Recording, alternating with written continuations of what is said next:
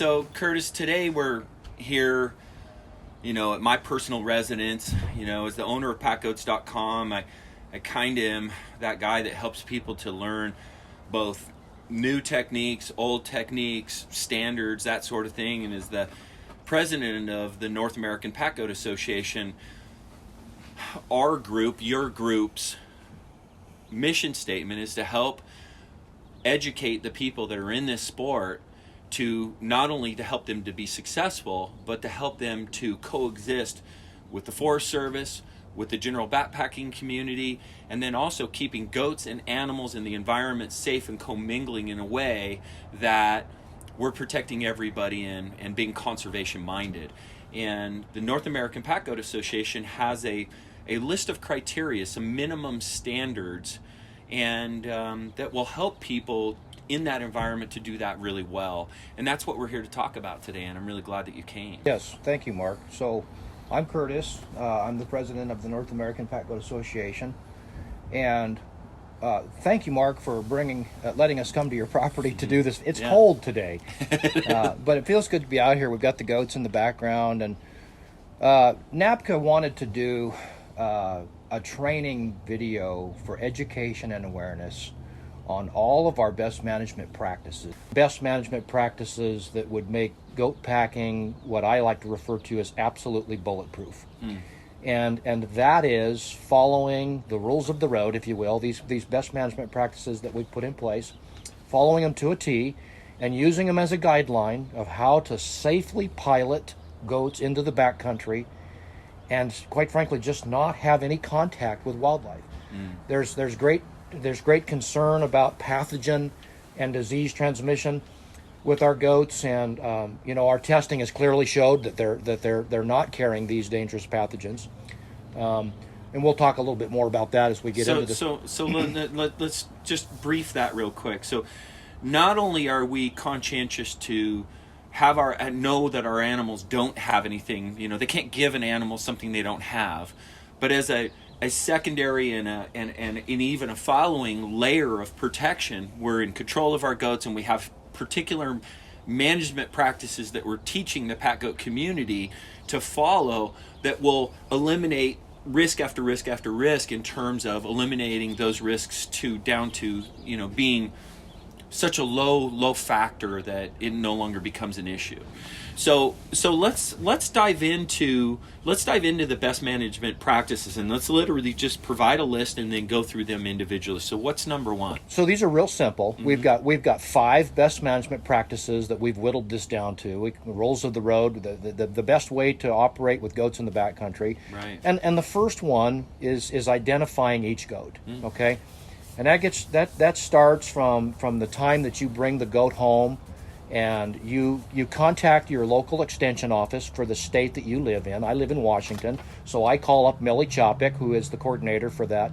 And that's easily just Googleable. Right. Go online, go to Google, and just type in your state Scrapie ID extension office, and you'll get a phone number, an email, and they'll talk to you over the phone. So if I'm new to goat packing, I call them up, and I'm starting a new herd, and they're going to issue you your herd ID number. Right. You're going to have your own individual herd ID number. Mine is Washington 4210. Right. And then they're also going to send you for free all of the tags that you need for each goat. And they'll send you up to 200 of them. You'll never go through that many pack goats in a lifetime. Right. So they give you a sequence of numbers that belong to you and your herd. Right. You'll start at maybe 125, and that's where you'll start, and that'll be your first goat. Second one's 126, and so on. Right. So you're going to put your Scrapie ID tag or that ID number in one ear and the herd ID in the other. If you're going to choose to tattoo, because there's different ways that you can do it. Right. You can tag their ear, but both you and I like the aesthetics and the beauty of our goats. Yes. So instead of tagging it to their ear, we're tattooing it in the inside of the ear, which complies as well. They're very handsome. I want to keep them that way, and I like the tattoos. I don't like the tag. It's just I think it makes it look like a farm animal that belongs at the fair, and these are our packers. Right. So the other method is the chip, which the microchip in the tail. Right, and that goes in the webby portion or the meaty portion of the tail, and that's inserted by your veterinarian, and he can do that when you castrate. You can put it in when they're at that age. Well, and not only is that one of the best management practices, that's law. Yes. Yes. Goats have to be registered Right. by that. So if you're a goat owner, this is an obligation by law that you have. That's right. Yeah. So it's not, we don't have to manage that. It's not regulated by us. It's already an institution that's being managed currently to identify that goat to you for its life. That's right. Correct. Right. And it'll have that same ID number until you put him in the ground. That's exactly right. Okay. So you've got those goats identified now. Now we're going to take that a step further, and we're going to put some identification on the goat while the goat is in the field. Right. From the moment we hit the trailer or the truck. Let's talk about this. Right. Let's talk about this collar. Right. We've got these beautiful collars that Mark has found, and I like these. I had a bunch of these made up for all my guys, and as you can contest, Mark, this goes on when you get in the truck, and it stays on there till you get home, and it just gives us everything we need to get to the control piece. And I like the tags on these very robust ID tags on there. I put my name on there, my address, and my phone number. Right. Now you could go a step further, and you could put, I think Matt Lyons says you've got so many lines, you could put your herd ID tag number on there too if you wanted to. That's Right. another piece that any field agent or biologist or someone, if your goat was found, they could look at that and immediately call, hey, that's Idaho 12567 or Washington 4210. They make a phone call. They know exactly who that goat belongs to. Right. Okay. Our best management practice number 2, Mark, is control. Okay. You know, Yeah. we get that control through the leads and through the collars and our high lines, our different techniques that we're using to low line or high line, but control. All pack goats under direct human supervision with leads and collars attached at all times while we're out there hunting, fishing, photographing, backpacking. And I want to hit on this one. With this control thing, we're doing what we call high lining or low lining. Okay, we can refer to it as tethering, but Mark, let's hit on when we do our high lining at night. We're down for the night. We're at a camp. And we like to keep our goats within about 30 feet of that tent, because when we get up and investigate something, we want them right there. We want to be able to hear them, find them quickly, and they feel comfortable because they know where we are. Right. They know that my alpha goat is right over there sleeping in the tent. Right. That is the biggest point I want to drive home to those that have considered, oh, my goats are bonded to me. I don't need to high line them. They'll sleep right outside my tent all night long, and I know that they'll be there in the morning when I get up. I don't care how good of a goat whisperer you are or how well you are at training goats, and this is what we do, Mark. So let's educate these folks. This highlining thing, predators trump everything, okay? If a predator comes into your camp, whether it's a wolf, a bear, or a cougar, if they're not grounded or highlined, there's a very strong probability that they're going to leave. And if they're going to get chased because they're going to get eaten, they're no longer going to be there. And you cannot protect them if they are not there to protect. Right. So that's the point I like to really drive home with that cougar incident. Right. Well, it's for sure. I mean, every night I go to bed, everybody's got a bell, everybody's got a coat, everybody's highline, and I always know where my pistol, my bear spray, and my headlamp are. Right. Those are the things that I know exactly where they are. So if I'm woken up, I know exactly where it is every time, and I'm able to take really immediate action. The other thing I wanted to mention, to the speaking of the control thing, it's also important how we're hauling our goats. So we always want to haul the goats, and again, you have 4 points of attachment on this: the breech and the breast collar and the double cinch. But also, you have the goat with a lead on, and at the same time, this is then wrapped around this for quick, easy grab. So if you need to control a goat, this is how I haul my lead, and now it's really simple just to grab that off and then control that goat. So very simple to do, and it's important that that's how your setup is. Your lead's always on the top of your saddle, your collar is on your goat while it's saddled and in the back country. Basically, every time a goat is saddled, there's a lead. There's also the lead attached to and the collar. Correct. So Every it time. makes them really quick to control. Yep. Now, I think that's a really great lead-in to the next point, which is the hunters. The hunters are some of the newest group into goat packing, and it's kind of the group that follows what I do a lot as well, because that's, I backpack. I pack into the backcountry as a backpacker all summer long, but I'm also scouting at the same time. But I do a lot of wilderness areas. I do that stuff that the normal backpacking community does, just go and camp and hang out at beautiful mountain lakes. But the hunting community has different needs, and they have different habits, and they have to adapt to being a pack goat owner. And one of the biggest things that makes this stock animal unique in the world of stock animals is they can't be left at camp alone. That's right. It's just simply a non-option. It's not okay. It should never be done. It's irresponsible in 3 ways. Number one, it's irresponsible to that goat because there's nobody there to protect him.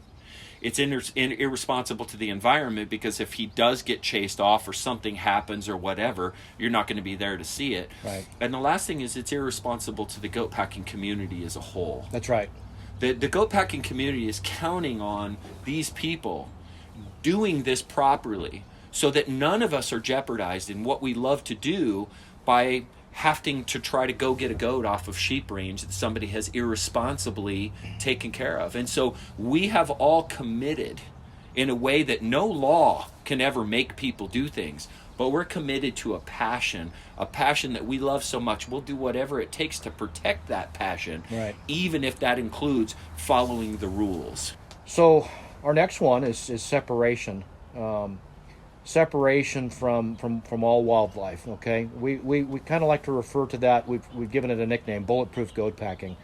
And I just want to read real quick what that is, and then we're going to talk about, those potential things that come up, pathogen and disease transmission and concerns. We can talk a little bit about what Maggie Highland has told us.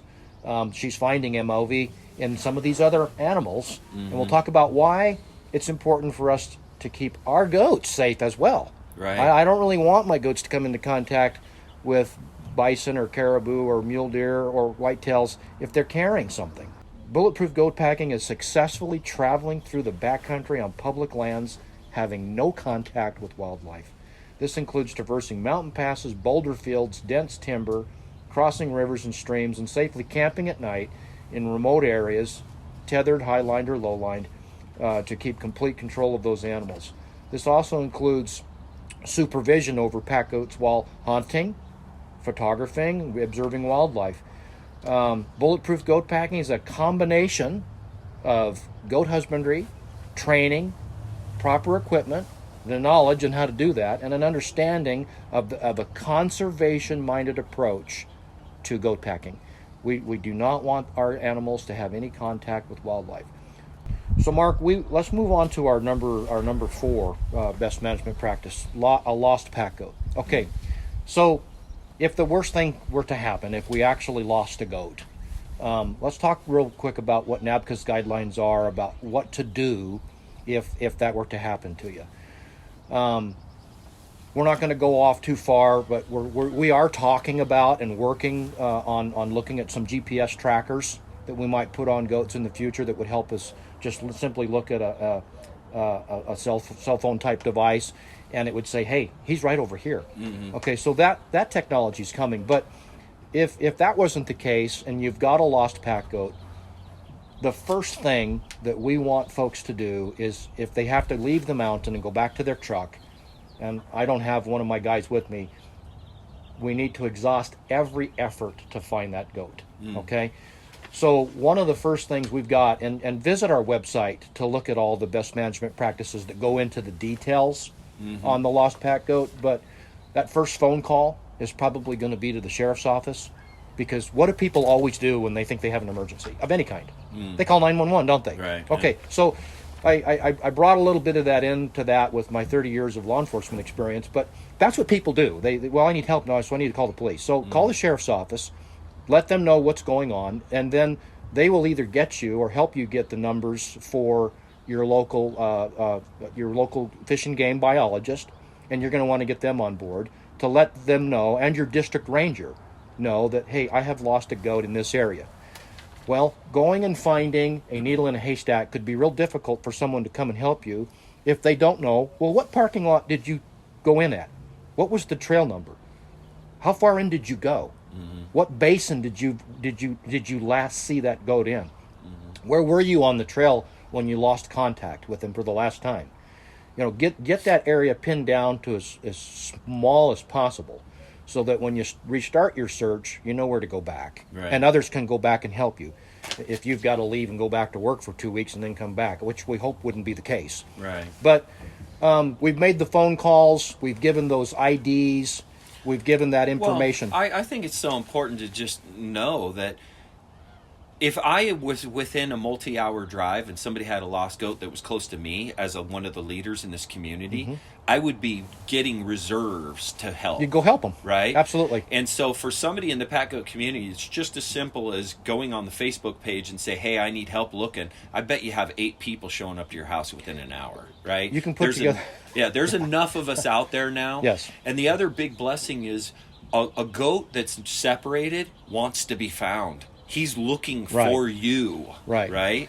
And so I think it's just about covering country and calling. These guys, they like to talk to each other, and they know what your voice is, and they know what their name is. And, I've been separated from goats once. I walked up the opposite mountain. I got my binoculars out. I glassed them up. I walked over there and gathered them up and pulled them back. Yeah. I mean, it was just a matter of locating them. I had a bear come into camp, and it was very early in my goat packing career, and that sort of thing. Keeping those bells on the collars, minus hunting, but we're coming back to the truck, or we're doing a traverse, or at some point where that goat was lost. If everybody's got a bell on, he might be a lot easier to locate as well. So that's a real important one to remember to keep for prevention. Visibility, the collar. Correct. Yeah. Right. So and 2, leaving a sign on the trailhead that says I've lost and here's my number and that sort of thing, because almost always any goat that I know of that has been separated has eventually had human interaction, and they're begging for love at that point. They're just they're looking for a human being, and they're going to just stick on their tail and walk out with that person, and that person just needs to know who to call. Right. So and the ones that I'm aware of the folks that I've talked with, were successful in getting all of their goats back but one, and they think it was taken by a predator.